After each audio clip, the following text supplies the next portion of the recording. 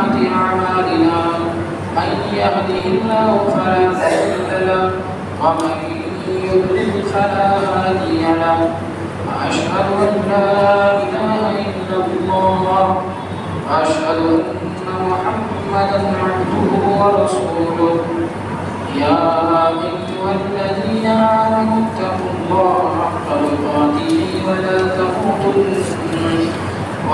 تموتن إلا وأنتم مسلمون يا أيها الناس اتقوا ربكم الذي خلقكم من نفس واحدة وخلق منها زوجها وبث منهما رجالا كثيرا ونساء واتقوا الله الذي تساءلون به والأرحام إن الله كان عليكم رقيبا يا أيها الذين آمنوا اتقوا الله وقولوا قولا سديدا يصلح لكم أعمالكم ويغفر لكم ذنوبكم ومن يطع الله ورسوله فقد فاز فوزا عظيما أما بعد فإن خير الحديث كتاب الله وخير الهدي هدي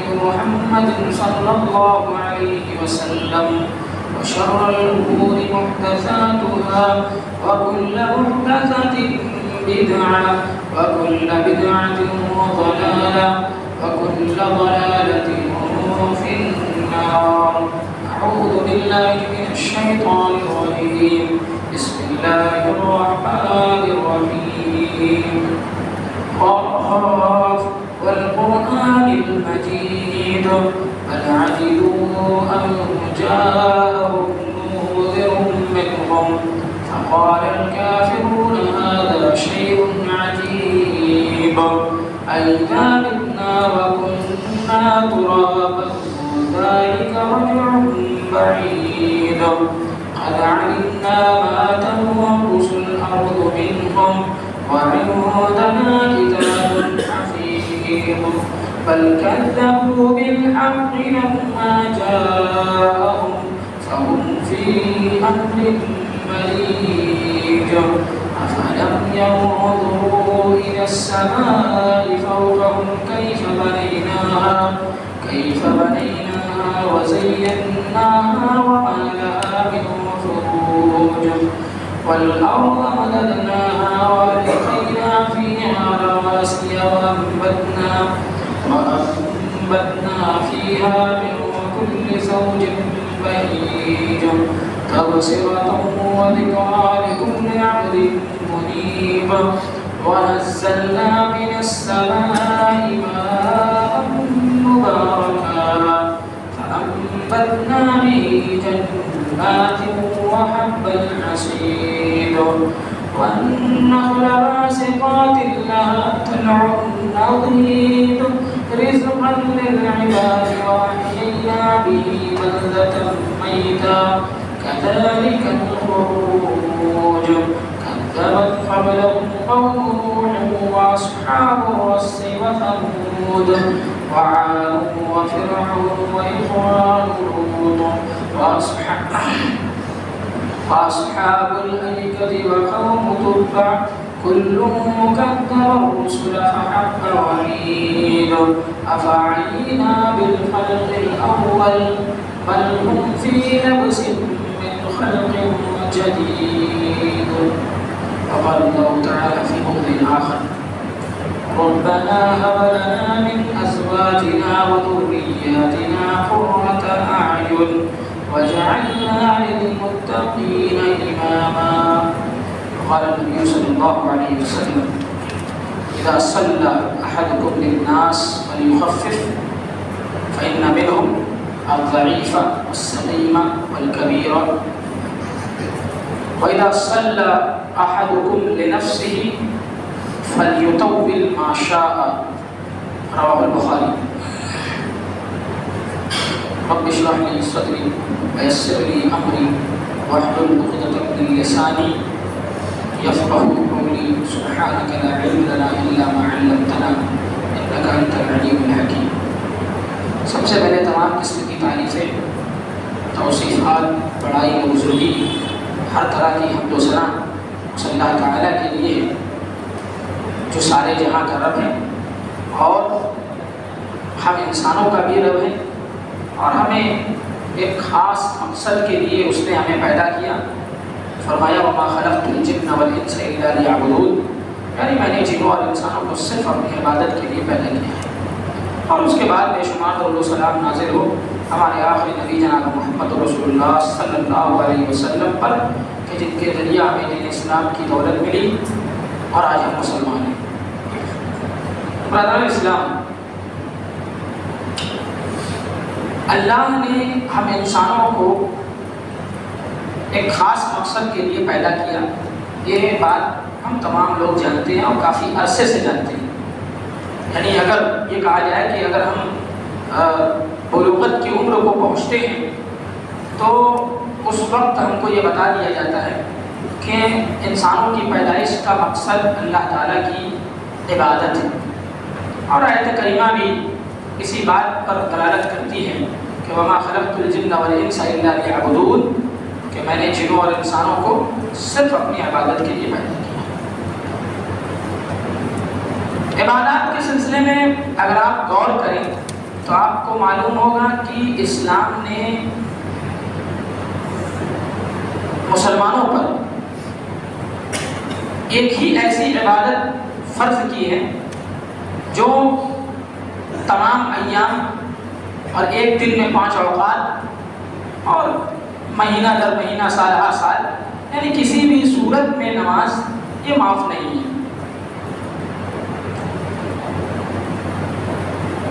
نماز سے جڑی ہوئی جو ایک چیز ہے وہ امامت کا مسئلہ ہے. یعنی امام اس شخص کو کہتے ہیں جو مقتدی حضرات سے آگے نکل کر لوگوں کو نماز پڑھاتا ہے، اللہ تعالیٰ کی عبادت وہ اپنی آواز کے ذریعے، چاہے وہ سری ہو یا جہری نماز ہو، اللہ تعالیٰ کی عبادت کرتا ہے خود بھی اور اس کے ساتھ ساتھ مقتدی حضرات اس کے پیچھے پیچھے چلتے ہیں. بہت سارے لوگوں میں مقتدی حضرات میں یہ خرابی ہے کہ وہ امام کی پیروی نہیں کرتے. یعنی بسا اوقات ایسا دیکھنے میں آتا ہے کہ امام جس رکن میں وہ جانا چاہتا ہے یا جس رکن کے لیے وہ کوئی عمل کرنا چاہتا ہے نماز میں، کچھ مقتدی حضرات ان سے پہلے وہ عمل کر دیتے. مثال کے طور پر حالت سجدہ میں جانا، کچھ مقتدی حضرات امام سے پہلے، بلکہ بعض اوقات یہ بھی دیکھا گیا کہ سجدے میں جانے کے لیے جو تکبیر بولی جاتی ہے اس سے پہلے مقتدی سجدے میں پہنچ چکا.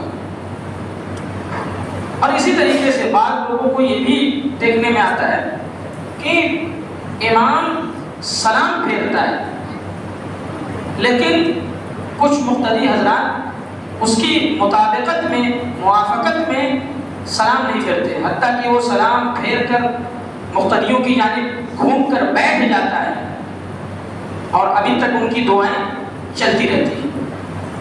تو آج کے خطبہ جمعہ میں دونوں یعنی فریقین کی ذمہ داری بتلائی جائے گی کہ مقتدی حضرات کی ذمہ داری کیا ہے اور امام کی ذمہ داری کیا ہے، اور تھوڑا بہت باتیں امامت کے مسئلے پر انشاءاللہ بیان کروں گا. اللہ رب العالمین سے دعا ہے کہ ہم تمام لوگوں کو سن کر ان پر عمل کرنے کی توفیق دیں، اور خصوصاً مسجد کے جو ذمہ داران ہیں، یعنی اس مسجد کے جو ذمہ داران ہیں اور جو امام ہیں، وہ اس مسئلے کو سنجیدگی کے ساتھ لیں. اور اسی طریقے سے وہ امام جو نماز پڑھانے سے بھاگتے ہیں یا کوتاہی کرتے ہیں یا پڑھانا نہیں چاہتے، وہ اپنی ذمہ داری کو سمجھیں اور امامت کا حق ادا کریں. اللہ کے نبی صلی اللہ علیہ وسلم نے ایک حدیث میں ارشاد فرمایا یؤم القوم اقرؤہم لکتاب اللہ، کہ قوم کی امامت وہ کرائے گا جو اللہ کی کتاب کو زیادہ پڑھتا ہو. قوم کی امامت لوگوں کی امامت، لوگوں کو نماز کون پڑھائے گا؟ اقرأہم لکتاب اللہ، جو اللہ کی کتاب کو زیادہ پڑھتا ہوں۔ محدثین حدیث کے اس ٹکڑے کی تشریح میں لکھتے ہیں کہ اقرأہم لکتاب اللہ سے مراد کیا ہے؟ تو محدثین لکھتے ہیں کہ جو قرآن کے حفظ کے اعتبار سے لوگوں میں برتری رکھتا ہوں، یعنی جس کو زیادہ قرآن یاد ہو، اس کو حفظ ہو۔ اگر حافظ قرآن نہیں ہے تو ان لوگوں میں دیکھا جائے گا جو حفظ قرآن کچھ کیے ہوئے ہیں، آخر سے 1 پارہ 2 پارہ شروع کا 2 3 یا 20 کی صورتیں جو بھی ان کو یاد ہو ان میں دیکھا جائے گا۔ لیکن الحمدللہ ہمارے یہاں یہ اللہ تعالیٰ کا بہت بڑا احسان ہے کہ حفاظ کرام کی تعداد بڑھتی جا رہی ہے۔ یہ یعنی کئی سالوں سے ہم لوگ دیکھ رہے ہیں، حتیٰ کہ جو رمضان کا جو مسئلہ چھڑا ہوا ہے وہ آپ لوگ بھی جانتے ہیں کہ ہر مسجد میں یعنی 2 اماموں کو لگایا گیا، 2 حفاظ کو لگایا گیا، تاکہ جو حفاظ کرام کی کثرت ہو رہی ہے وہ کہیں نہ کہیں ہر ایک کو تراویح پڑھانے کا موقع ملے۔ یہی حکمت اختیار کی گئی۔ تو اس سے یہ ثابت ہوتا ہے کہ حفاظ کرام کی تعداد الحمدللہ دن بدن بڑھتی جا رہی ہے۔ اور ابھی بھی جامعہ سلفیہ کے شعبہ حفظ میں اگر آپ معلوم کریں تو تقریباً 125 کی تعداد، الحمدللہ 125 کی تعداد ایسی ہے جو صرف اپنے آپ کو قرآن کے حفظ کے لیے لگائی ہوئی ہے۔ جو اس سال کی رپورٹ ہے نئے داخلے کے ساتھ تقریباً 120-125 لڑکے وہ جامعہ سلفیہ کے شعبہ حفظ یعنی مدرسہ زید بن ثابت میں وہ جو پڑھائی انجام ہو رہی ہے، وہاں پر صرف 120 یا 125 لڑکے ایسے ہیں جو اپنے آپ کو قرآن کے حفظ کے لیے، اس کی تعلیم کے لیے بالکل خاص کیے ہوئے، ان کا یہ مقصد ہے کہ حافظ قرآن بننا چاہتے ہیں۔ تو اب رہی بات یہ کہ ہمیں اور آپ کو ڈھونڈنے کی ضرورت نہیں ہے کہ کس کو قرآن زیادہ یاد ہے، پوچھنے کی ضرورت نہیں ہے فلاں حافظ ہے، فلاں قرآن کا حافظ ہے، یہ ہر ایک جانتے ہیں، ہر ایک سبھی لوگ جانتے ہیں۔ اب محدثین اسی حدیث کی شرح میں یہ بھی لکھتے ہیں اگر کئی حافظ قرآن اکٹھا ہو گئے، اگر کئی حافظ قرآن یعنی 4 یا 5 حافظ قرآن ہو گئے تو ان میں امامت کے لیے اس کو آگے لایا جائے گا جس کی تجوید اچھی ہو، حروف کے مخارج، حروف کی ادائیگی، تجوید کے جو اصولی قواعد، اظہار، اخفاء، ادغام وغیرہ وغیرہ حافظ قرآن کا خوبی جانتے ہیں۔ وہ قواعد، وہ اصول اگر کسی حافظ قرآن کے زیادہ ہیں، اس کی تلاوت اچھی ہے، لوگ اس کی تلاوت سے بڑے مانوس ہوتے ہیں، ان کے پیچھے نماز پڑھنے میں بڑا اچھا لگتا ہے، اگر کبھی نماز لمبی بھی ہو جائے تو ان کو اس امام کے پیچھے کوئی کوتاہی نہیں ہوتی اور نہ ہی کوئی ان کو غلط یہ عمل لگتا ہے کہ امام صاحب نے نماز لمبی پڑھا دی، کیونکہ اس کی آواز اچھی ہے، اس کی تلاوت اچھی ہے، اس کی قرأت اچھی ہے، اس کی تجوید اچھی ہے۔ تو یہ تو پہلا مسئلہ ہو گیا۔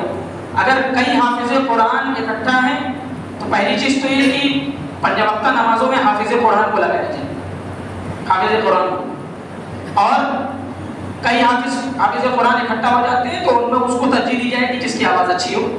آپ اس میں یہ بھی کر سکتے ہیں کہ سری اور جہری نماز کے درمیان آپ فرق کر سکتے ہیں، یعنی جس کی آواز، جس کی قرأت اچھی ہو آپ اس کو جہری نماز دے دیجیے، اور جس کی تھوڑی ڈاؤن ہو اس کو سری نماز میں لگائیے، پھر انشاءاللہ وہ بھی اپنی آواز، اپنی قرأت بنائے گا تو پھر آپس میں تبادلہ کر دیا جائے گا۔ یہ صورت ایک نکل سکتی ہے۔ فَإِن كَانُوا فِي الْقِرَاءَةِ سَوَاءً، اللہ کے نبی صلی اللہ علیہ وسلم کہتے ہیں کہ اگر قرأت میں برابر ہو، اگر حفظ قرآن میں وہ برابر ہوں، فَأَعْلَمُهُمْ بِالسُّنَّةِ، تو ان میں امامت وہ کرے گا جو سنت کا زیادہ جانکار ہے، یعنی عالم دین، عالم دین یعنی عالم دین امامت کرے گا۔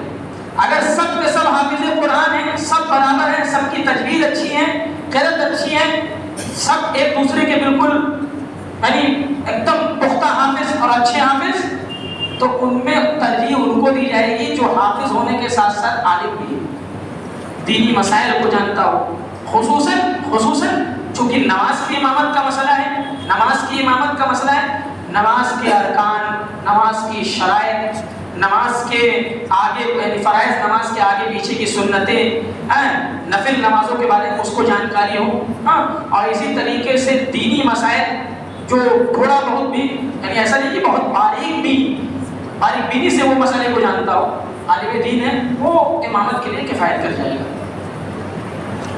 فَإِنْ كَانُوا فِي السُّنَّةِ سَوَاءً، اور اگر دین کے معاملے میں، سنت کے معاملے میں وہ برابر ہوتے ہیں، فَأَقْدَمُهُمْ هِجْرَةً، تو پھر ہجرت کے اعتبار سے مقدم کیا جائے گا۔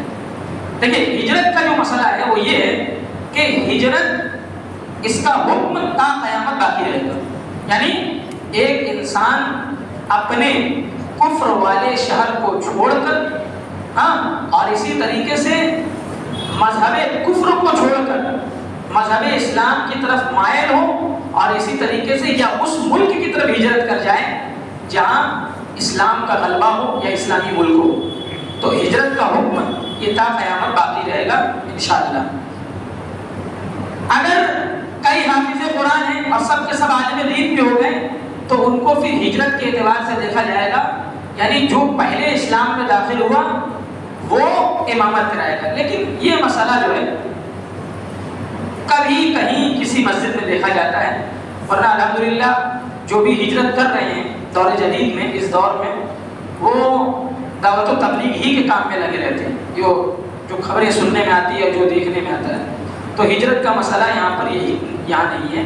ہاں، حدیث کا ایک اور ٹکڑا اللہ کے نبی صلی اللہ علیہ وسلم فرماتے ہیں وَلْيَؤُمُّكُمْ أَكْبَرُكُمْ، کہ تم میں امامت وہ کرائے گا جو زیادہ بڑا ہو، یعنی اے فی السن، یعنی عمر کے اعتبار سے، عمر کے اعتبار سے۔ اب ٹوٹل جو کنڈیشن ہوئی، جو صورتحال نکلی وہ یہ کہ پہلی چیز تو یہ دیکھی جائے گی کہ حافظ قرآن کو ترجیح دی جائے۔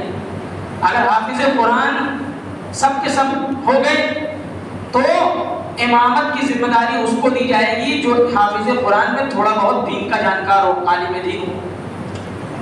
اور اس کے بعد اگر سب میں یہ کنڈیشن بھی برابر نکل جاتی ہے تو جو زیادہ عمر والا ہوگا، جو زیادہ عمر والا ہوگا وہ کم عمر والے امام پر اس کو فوقیت دی جائے گی، اس کو آگے بڑھایا جائے گا۔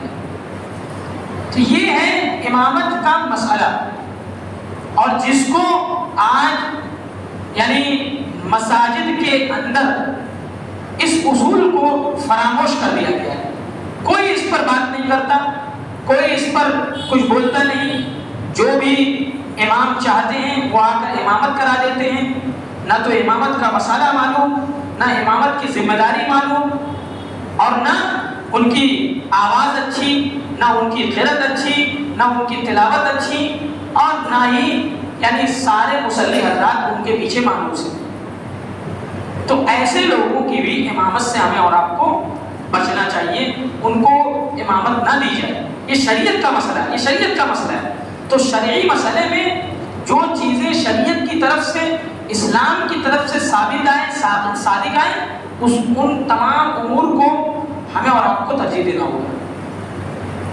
اسی طریقے سے کچھ امام ایسے بھی ملیں گے جو امامت کرانا چاہتے ہیں، یعنی حرص رکھتے ہیں، لالچ رکھتے ہیں، وہ بار بار مساجد میں آ کر جو حقدار امام ہوتے ہیں، یعنی جو حدیث کے مطابق جن کا حق ہے ان کو بھی ٹھکراتے ہوئے امامت میں آگے بڑھ جاتے ہیں اور ان کو امامت کرنے نہیں دیتے، جبکہ ایک حقدار امام، ایک ایسا امام موجود ہے جو حافظ قرآن ہے، جو عالم دین ہے، اس کا زیادہ حق ہے، لیکن وہ اس کو ٹھکراتے ہوئے قدم بڑھا کر مصلی کے اوپر چلا جاتا ہے۔ ایسے امام کو بھی روکنے کی ضرورت ہے۔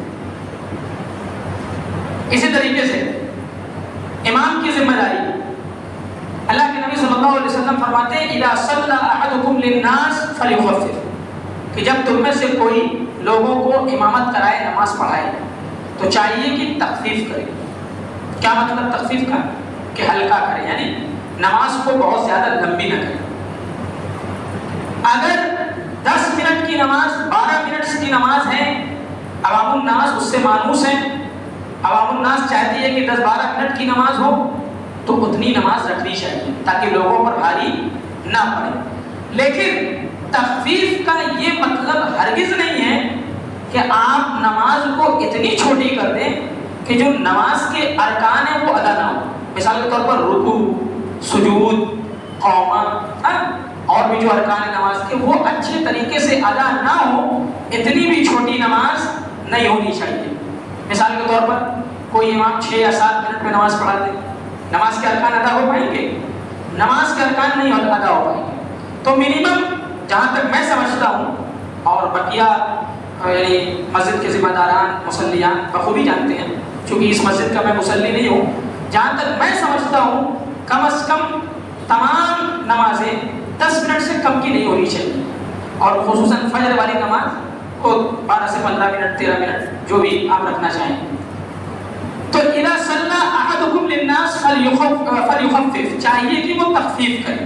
فإن منهم الضعیف والسقیم والکبیر، اس لیے کہ عوام الناس میں کمزور بھی ہوتے ہیں، بیمار بھی ہوتے ہیں اور بوڑھے بھی ہوتے ہیں.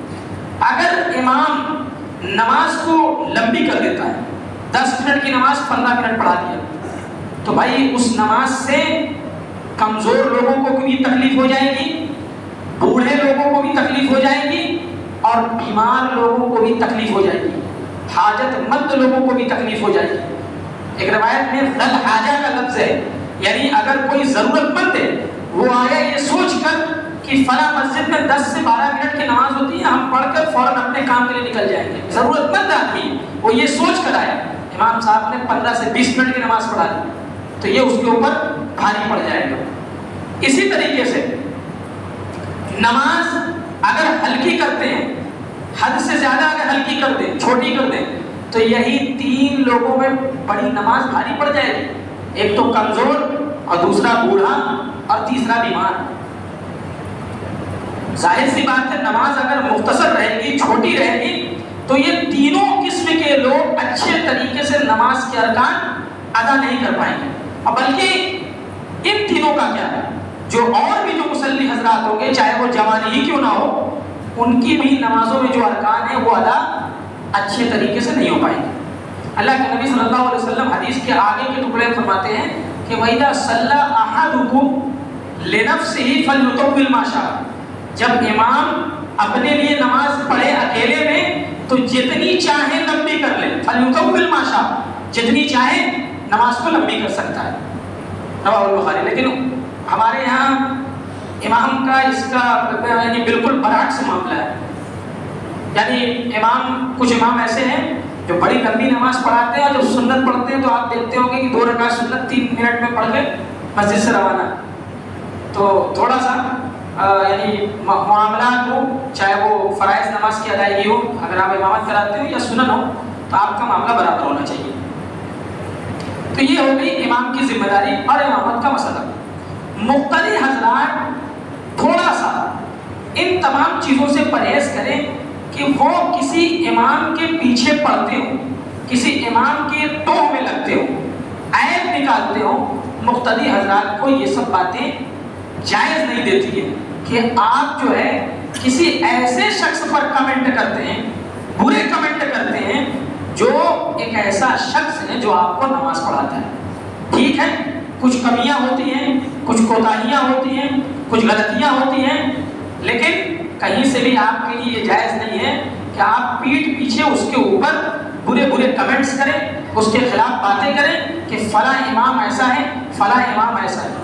اگر آپ کے اندر طاقت ہے اور ہمت ہے تو سامنے بولیے کہ آپ امام ہیں، آپ نماز پڑھاتے ہیں، آپ کو یہ سب باتیں جائز نہیں دیتی ہیں، آپ کے لیے یہ سب چیزیں اچھی نہیں ہیں. آپ امام ہیں، آپ مسجد میں وقت پر آیا کیجیے، آپ اگر نشے آور ہیں تو نشہ کو چھوڑ دیجیے. تو یہ سب چیزیں سمجھانے والی ہے.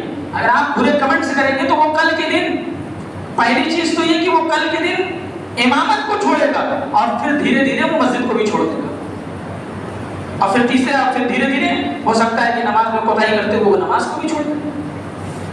تو مقتدی حضرات کو جو کام ہونا چاہیے کہ وہ امام کی پیروی کریں، تابعداری کریں. نماز کے ہر ایک رکن میں جب امام پہلے جائے اس کی مطابقت میں، اس کی موافقت میں، تب مقتدی حضرات سارے کے سارے پیچھے پیچھے جائیں گے۔ برے کمنٹس، ان کے خلاف بری باتیں، یہ سب مقتدی حضرات کو نہیں کرنا چاہیے۔ آپ قرآن کریم کی آیت دیکھیے، یا ایھا الذین آمنوا لا یسخر قوم من قوم عسیٰ ان یکونوا خیرا منہم، کہ ایمان والوں کوئی کسی کا مذاق نہ اڑائے، ہو سکتا ہے کہ وہ ان سے بہتر ہو۔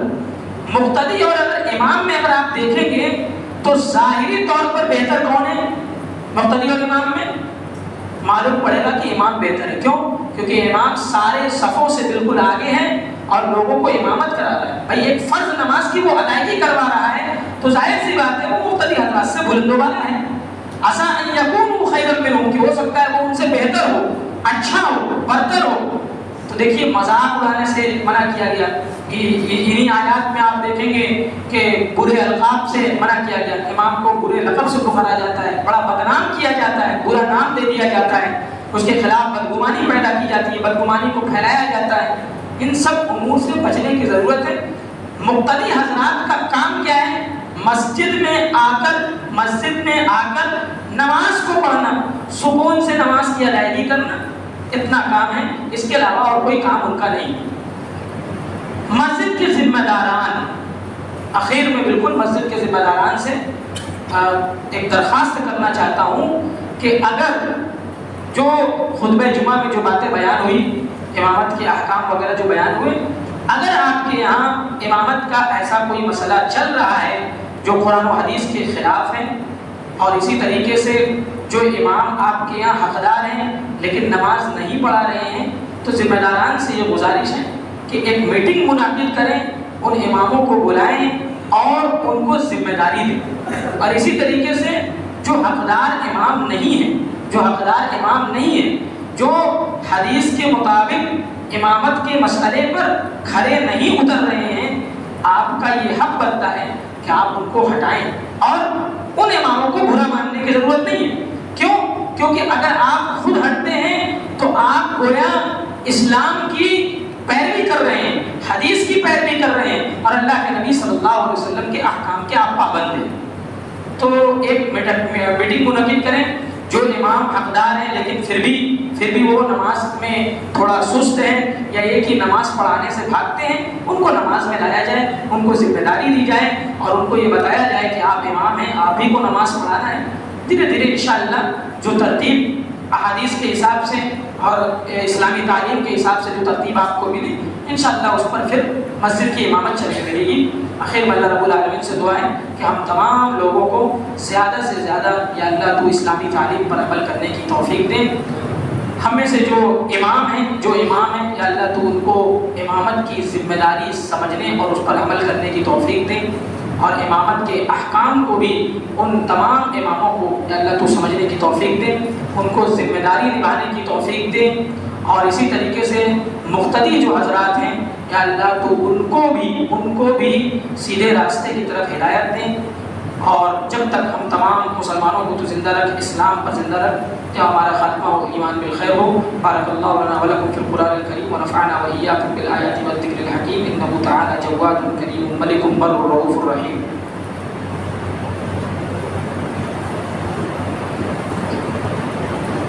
ان الحمد للہ نحمده ونستعينه ونستغفره ونعوذ بالله من شرور أنفسنا ومن سيئات أعمالنا، من يهده الله فلا مضل له ومن يضلل فلا هادي له، وأشهد أن لا إله إلا الله وحده لا شريك له، وأشهد أن محمدا عبده ورسوله.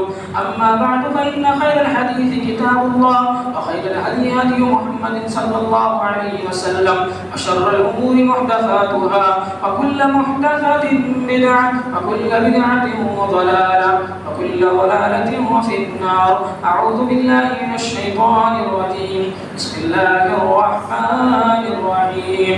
إن الله وملائكته يصلون على النبي يا أيها الذين آمنوا صلوا عليه وسلموا تسليما. اللهم صل على محمد وعلى آل محمد كما صليت على إبراهيم وعلى آل إبراهيم إنك حميد مجيد.